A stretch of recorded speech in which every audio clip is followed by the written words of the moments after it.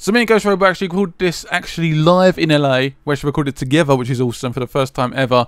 And we talked about Division. So basically went behind closed doors, went to a little VIP event to play Division at Ubisoft, and I was very, very impressed. We talked about the game for a little bit. I'm excited about this game. It's coming out hopefully in 2015, which is quite close, fingers crossed. And enjoy the video. So basically we got to see a little bit of gameplay outside of what we've seen, like from trailers and stuff. Do you say it's lost a little bit of steam, like from last E3? I think there's always dangers with these hype cycles. You know, you show a game one year, show another trailer the next year, the game comes out 3 years later. It's like, what can you do to keep that train going? And it's hard when the game doesn't feel like it's fully established. You know, if you have the plot, if you've got exactly what you can roll out, like here's our single player, here's our multiplayer. With Division, it seemed like last year it was more like a proof of concept, and now they're just putting together the pieces to make this a full real game. So at first when I saw this game last year, I thought it was to do with, like, I know, zombies and the whole world is falling apart, but apparently this is on the edge of, like, it going it's not actually falling apart yet. But it seems like a lot of it's to do with human activity. So human factions or clans are attacking each other. And I guess we're like the good guys. I'm not really sure how that works, but it's not really clear, like, who the bad guys are. It's very, very unclear. And I don't know. There's not really any story to the game, is there? No, that was one of the interesting parts. Like you said, you know, they talk about this contagion. There's this virus, or what happened to humanity. The focus of this year's trailer was very much on, like, parents losing their children and people fighting to sort of take back their world almost. But yet, when we get into the actual meat and bones of the games, it's like factions of humans. So I'm not sure where the, like, even if it is pre-apocalypse, where that factors in. Are we going to see zombies later on? Are we going to see something else? Right now, it feels very much like a humans versus humans open world game that's focused on capturing points, like taking back the city by clearing out this area, clearing out that area. And last year, it seemed like the focus was entirely on PvP, like your clan, and there would be this other clan on the other side of the city. This year, the sense that I got, especially from the developer Q&A and the game, is that no, it's more of there is PvP, but they haven't figured that fully out. So they're talking more about players versus these other factions within the world. I almost feel like this game, I'm not sure about the multiplayer aspect of this game yet. I'm not sure how it's going to work. I don't think they're even sure how it's going to work. Yeah, I feel understand co-op. We understand that that's there. Yeah, okay, fair enough. But the PvP is supposed to be integrated into, like, the main campaign in some way. I thought this game would work as a single player game with a squad, with, like, a really, really, like, crazily in-depth story, almost like a sort of Last of Us, I guess. It kind of feels like a shooter-focused Last of Us. Like, the sense I got from the city, the way that they're establishing their version of the apocalypse, or the pre-apocalypse, as they called it, it feels Last of Us, because things are still intact, there's still buildings, there's these, you know, groups of humans kind of scavenging about, but they clearly established that the story is not going to be the focus of this game. And that disappoints me, because I feel like this game would work like just a truly sort of, I keep comparing this to Last of Us, but having, like, a really sort of, perhaps he's trying to save his daughter or something, and he's got, like, perhaps some mates or something that are just helping him out, and the city's completely falling apart, and it's so risky to even enter this city or something. Perhaps something along those lines, but it feels like the story might be empty, and I'm not sure there's going to be much, like, focus on trying to progress forward. They try to focus on the fact that you open up areas of this world and you can, like, make them safer. With, like, make certain safe havens almost. Right, like boost morale of areas, you secure areas. It was very map-centric. It sounded like your objectives were not to protect this person or to get back to your wife or whatever, but it was more to, let's take back this city. And I think that can work if the gameplay is nailed down. They spoke very highly on wanting it to be customizable, on wanting it to be very open-ended in terms of your character. You are not given a class. You are not given a set loadout. You are encouraged to explore and expand at your own free will. It's still interesting to hear them talk and to know, like, okay, what is really in this game versus what is just, you know, a bunch of concepts and ideas. And to touch back on the story briefly, they basically said the story is going to be told through these echoes, which are weird orange-looking images of the past. So they showed one by a train station. You saw this in the trailer, where you see a glimpse of the people who were trying to catch the last train out. And they claim that they're going to be telling their story through these, you know, this imagery. it doesn't even sound like there's going to be many like cutscene pieces, really. Sounds like it'd be zero. They said like when they said, "Oh, how's the story going to be like?" I think someone asked them a question. They said, "It's in the game. Don't be stupid." Like it's like a sort of silly question, and I think they see it as a selling point, but I see that as a disadvantage to the game. Yeah. No, when this started off, didn't they kind of frame it last year as like an MMO shooter, almost like Destiny, but in a realistic setting? I would agree. Yeah, completely. So it feels like they are maintaining that focus, but they have geared it more in a, I almost want to say like Ubisoft open world game where like you have objectives, you're going around clearing areas. It's absolutely stunning looks wise. I mean, the scale is insane. I was telling you that seeing this right after playing Watch Dogs is like, like this is next gen truly. This is a next gen game because the scale is just crazy even compared to Watch Dogs, which I think is a nice looking game. Yeah, I think this will be one of the sort of first like real next gen games, and I think it looks amazing. Stuff like I was talking about this earlier, the sort of animations in it, like when you go against the cart and the doors are open a little bit, he'll like shut it, and just stuff like that really sort of immerses me within the game.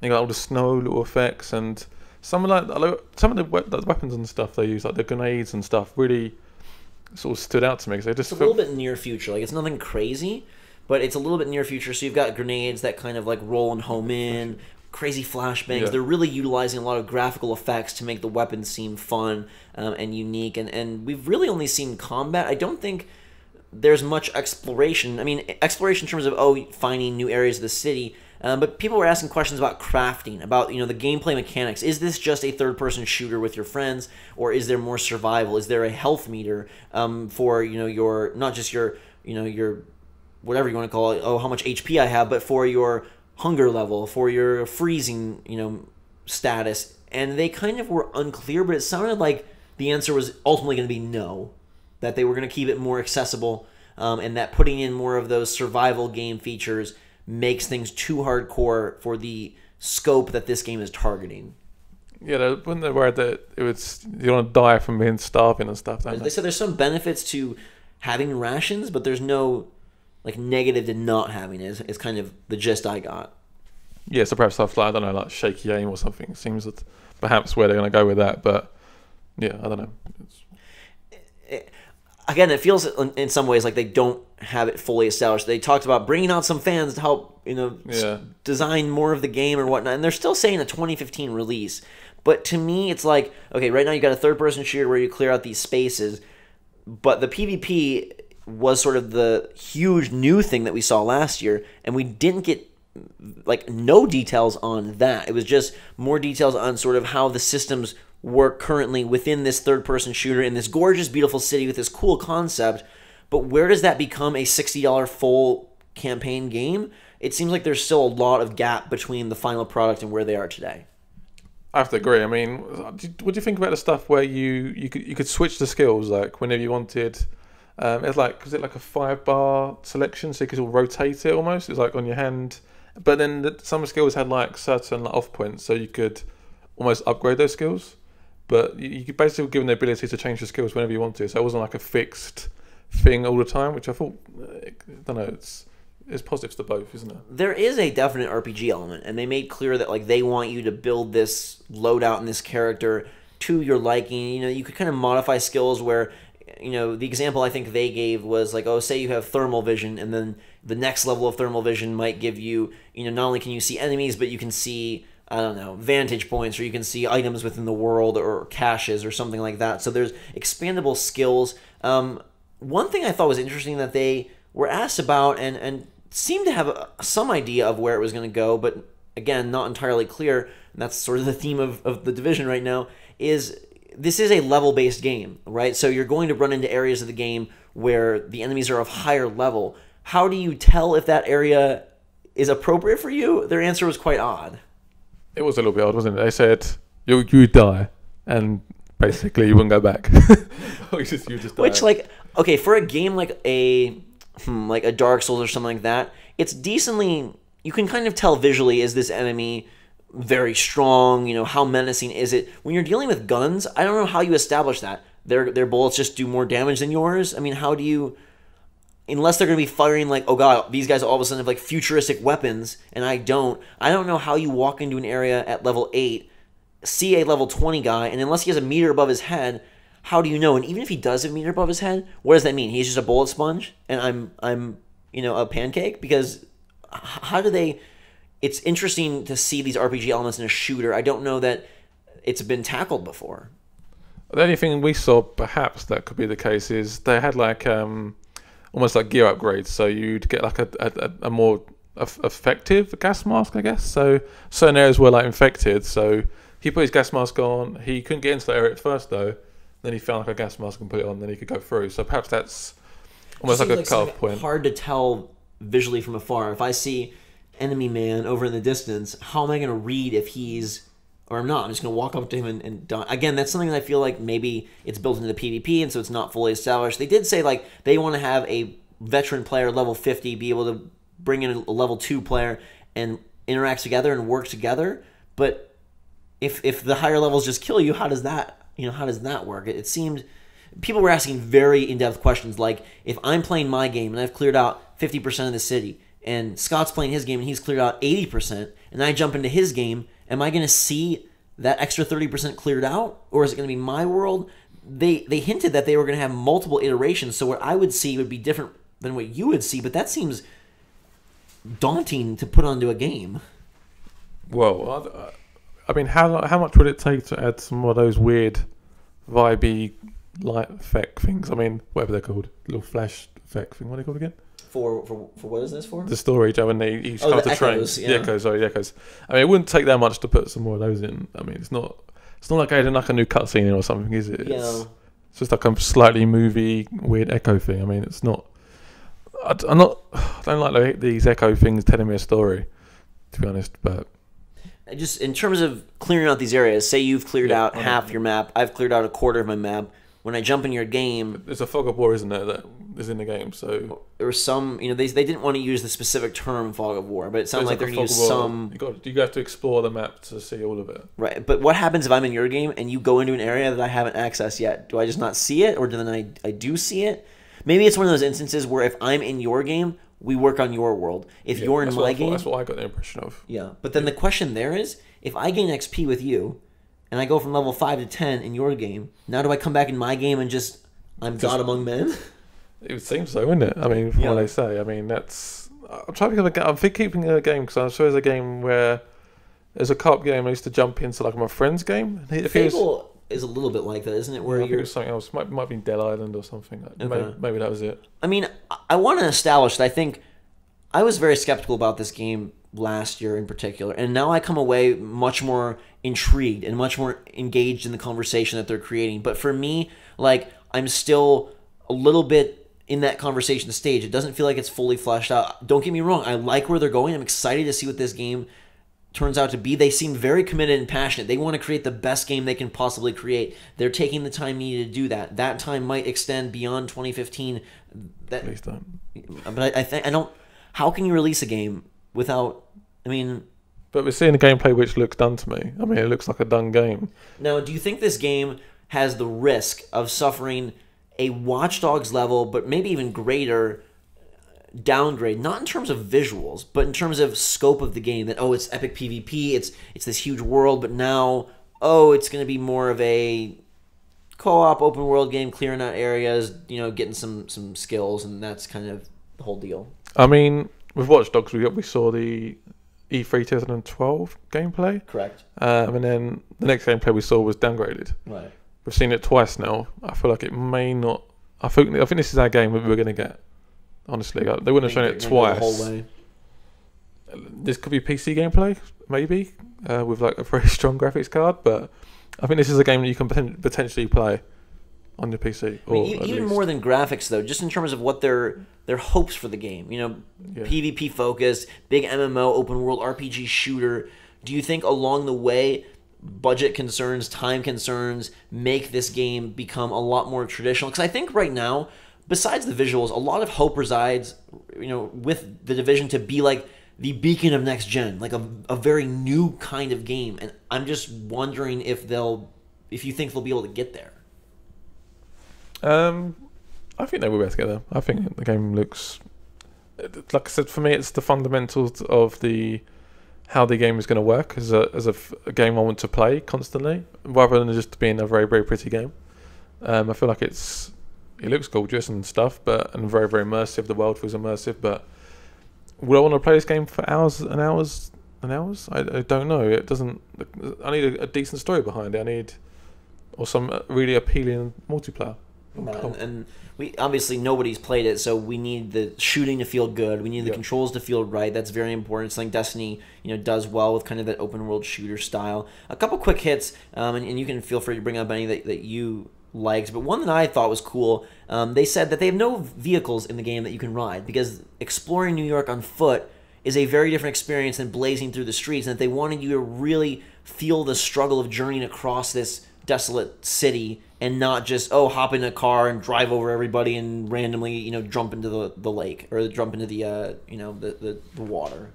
I think that it sort of slows down the progression, as in like you have to walk through a station, and it makes the world feel bigger as well, because you have to like explore, you have to walk, it's like a slight jog almost, isn't it?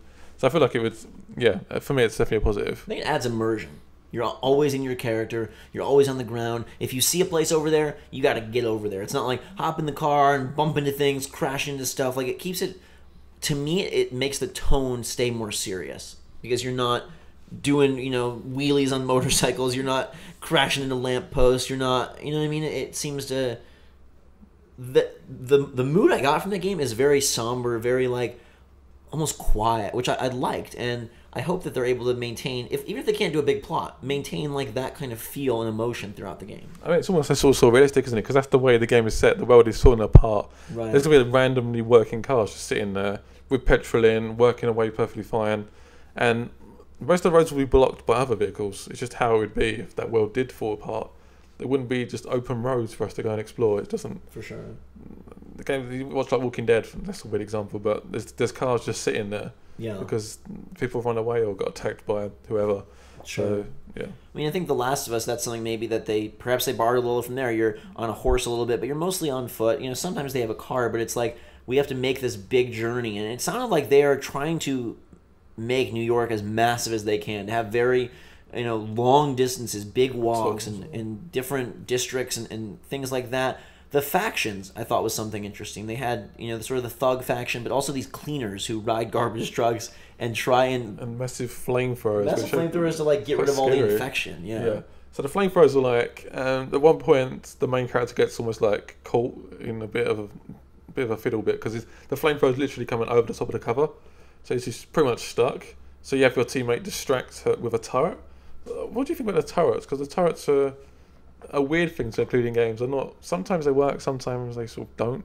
The thing where I thought that got weird is like they're like, we're keeping things sort of semi-future, but at the same time this is like a survival game, and I heard them say like everything is valuable. You might collect something like, so we kind of want to focus on that. So how do you have a game where people are like desperate and dying, but at the same time they've got like these grenades, drones and stuff. Yeah, like what is that about? How do you? They've talked about the app.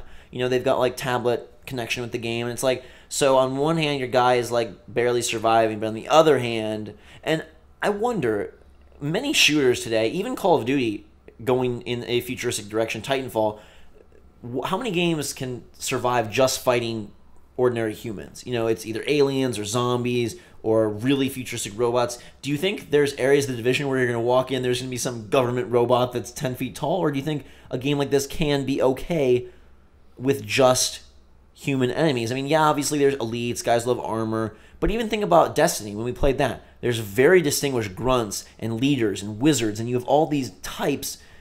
Does a game that's supposed to be massive and played for thousands of hours get boring if you're just fighting straight up humans?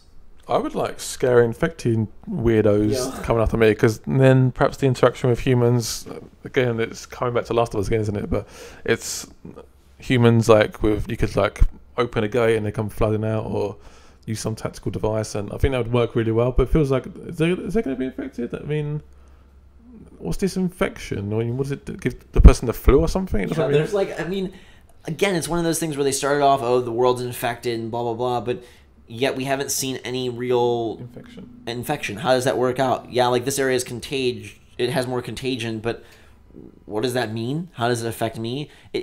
Currently, where the game's at right now, it seems like window dressing. Like, oh, this is just like a side point. Like, hey, there's an infection. We didn't see any, and we don't know of how it impacts us. I could see them later on, though, making that a big reveal that here's the infected or something. Ubisoft doesn't have a zombie game, do they? As far as, I mean, they had Zombie U, but they kind of canceled their Wii U plans.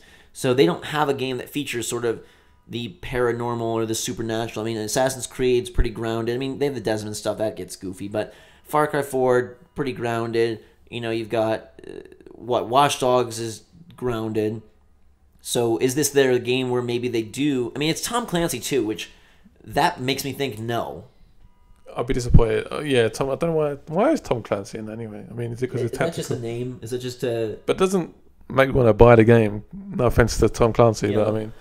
I think maybe 5 years ago, the Tom Clancy name would have more clout. But is that more of a US thing? Because I know he's a publisher. Yeah, perhaps. He writes books, but I mean, is it a US thing? Is it more? I mean, Rainbow Six was very popular, and I think when this game was announced, Rainbow Six Patriots kind of disappeared, and so they were using this. My take, at least, is that they were using this to sort of replace that, and so I wonder if that's how it got the name. It also gives them credibility as a new game from Massive Entertainment to have the Tom Clancy name, to get help from some of those guys. Maybe it's more of a thing for them than it is for us. But that does make me like, I can't see zombies in a Tom Clancy game. It doesn't seem to fit the bill at all. I feel like it'd be a missing thing I just think it would miss it if it wasn't something that almost spooked us. Yeah. I mean, really weird, like, if you're gonna have this contagion, make it scary. And if you're not gonna have survival mechanics, then you're gonna have to have something to make it seem threatening. Because it doesn't. I mean, what can an infection do to us? We just put a gas mask on. I mean, okay, that doesn't really spook me out, or I don't know, it loses that factor for me. Yeah, I do. Again, like, they talk a big game, they talk a good game. It sounds like they are headed in the right direction. I think that where we were last year was probably, I'm just going to make this up, 10% of what the game was. And then this year, I'd say we're at about 30%. But it seems like there's still a lot to go. I think that you've been more or less pushing that. We haven't seen much more, have we? I mean, in terms of, we're just seeing a little bit more gameplay. Yeah, so I think, well, I just have a better sense of what they're going for now, whereas it has changed. Last year, it was players versus players everywhere, people in drones, people on here, you're going to fight them everywhere in the city. They kind of pulled back on that a little and maybe made the game a little more real grounded, like, hey, this is what we can actually do. They obviously have to unveil PvP, they obviously have to unveil a ton of stuff, but I feel like we're still in a waiting game. I'm very excited for the Division. I think both of us are, as you can see by we're talking lots of details because we want to know, but I think we're going to have to wait till E3 of next year to really get any sense of what's going on. So what are you more excited for now? More excited for Rainbow Six or Division? 2 Tom Clancy games. My prediction is that Rainbow Six Siege comes out before the Division. I know you think that might be crazy, but I don't know what to go. Ubisoft, I don't know. I feel we're going to keep getting a new game announcement, like a big announcement at the end of E3 every year now, which is quite scary, to be honest. I mean, they must be expanding like so much because they just bring out all these new games. If it's like, say next year they announce a whole new IP, sure, that'd be. Well, I think Rainbow Six, to me, it's very established. They show that trailer and you watch that trailer, that gameplay trailer, and you're like, I know what this game is. It looks like it's gonna be fun with friends. Got some sweet deformation physics and mechanics going on there. Ways you're poking guns through walls and blowing up sides of houses. That looks really sweet. So to me, I'm a little more hyped for that just because I know what I'm getting and it looks like it's going to be fun. It's actually playable here at E3, which is crazy to me. The Division, I think, could be a better game, but we're in that phase of, like, I hope. You know what I mean? Like, there's a lot still on the line to be decided and established. We've seen a lot of trailers this year. Games like Scalebound, the Platinum Games exclusive for Xbox One. Trailer looks cool, but what the heck is that game? And Division is establishing what it is, but it's still running that race. It's not at the finish line, where Rainbow Six felt more like, hey, we know what this game is, and so here's a chunk of that game. Division is sort of more like, we're building what this game is. Let us show you a brief peek into the world, but that is not representative of at least it didn't feel like to me like that's of the final thing. Yeah, I think I'm hoping over this course of this year, hopefully we can hear a bit more about the game, more gameplay, just more details on the game really, and just try and push out stuff hopefully. And then hopefully we get an initial a finalized date, and Yeah. that would be it. Because I want a date. I want to know when it's coming out, on what consoles and stuff. I just want to know, and then yeah.